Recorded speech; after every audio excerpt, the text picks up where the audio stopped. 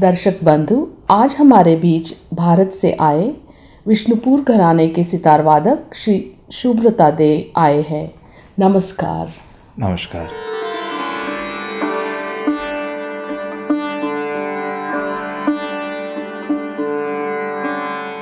कि संगीत मुझे विरासत में मिला है। विरासत यानी मेरे पिताजी संगीत के विद्वान हैं, म्यूजिशियन हैं, वोकलिस्ट हैं और उन्होंने 7 साल की उम्र में मेरे को संगीत की शिक्षा प्रारंभ कराई।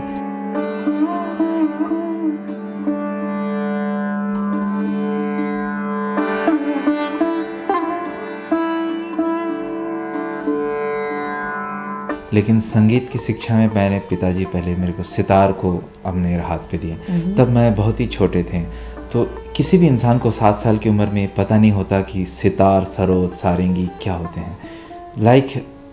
एक मट्टी, कुम्हार जब मट्टी को शेप देते हैं, आकार देते हैं, तो मट्टी का रूप, मट्टी को खुद को पता नहीं किस रूप पे कुम्हार इसको देंगे। तो पिताजी मेरे को सितार की सफ़र को लाने के लिए बचपन में 7 साल की उम्र में पिताजी हमको सपा है।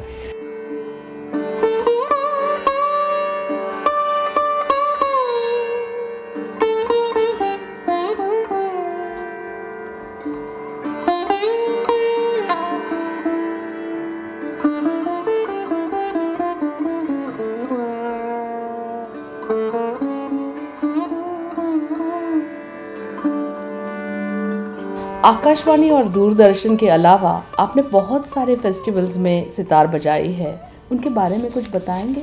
Yes, I have performed several concerts all over the world apart from our Doordarshan and All India Radio.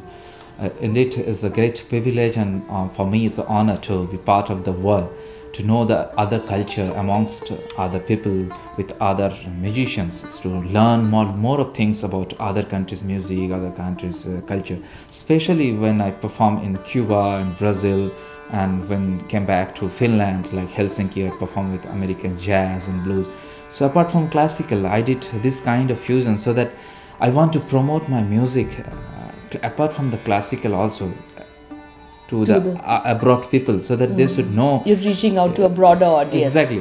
But although it has been promoted by our great maestros since 1960s like that, but till this is my duty as an artist to promote my music, promote my instrument amongst the people of the world.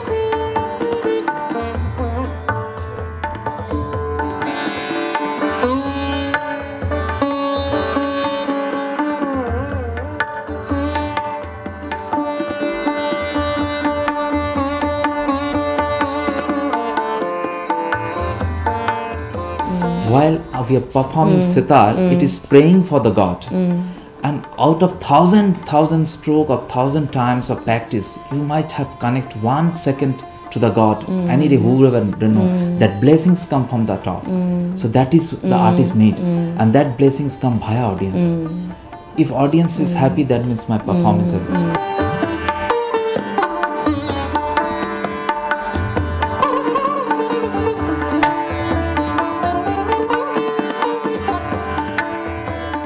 किसी ने खूब कहा है कि music और परमात्मा का संबंध है, तो आपकी बातों से मुझे बिल्कुल मतलब it is very spiritual.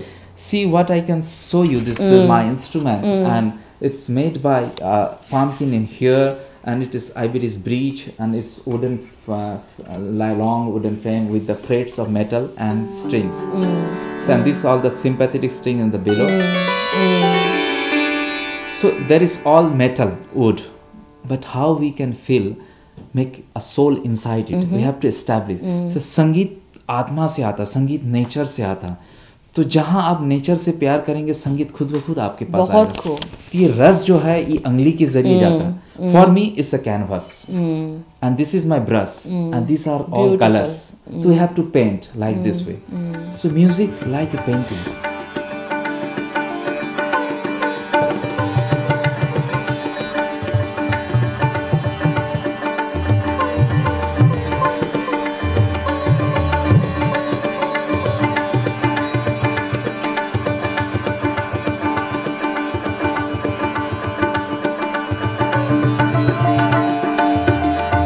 जाने से पहले सिडनी वासियों के लिए कुछ टिप्स। मैं सभी मेरे दर्शक श्रोता बिंदुओं को मैं कहना चाहता हूँ, respected all, due respect to all musicians and art lovers of Sydney, कि आप संगीत, हमारे संगीत में इतना पावर है, you could have get it spiritual power on yourself through this kind of music.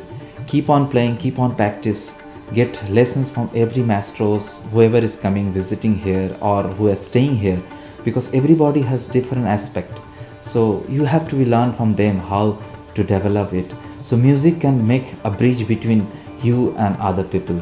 Music can make a bridge between you, Atma and Paramatma.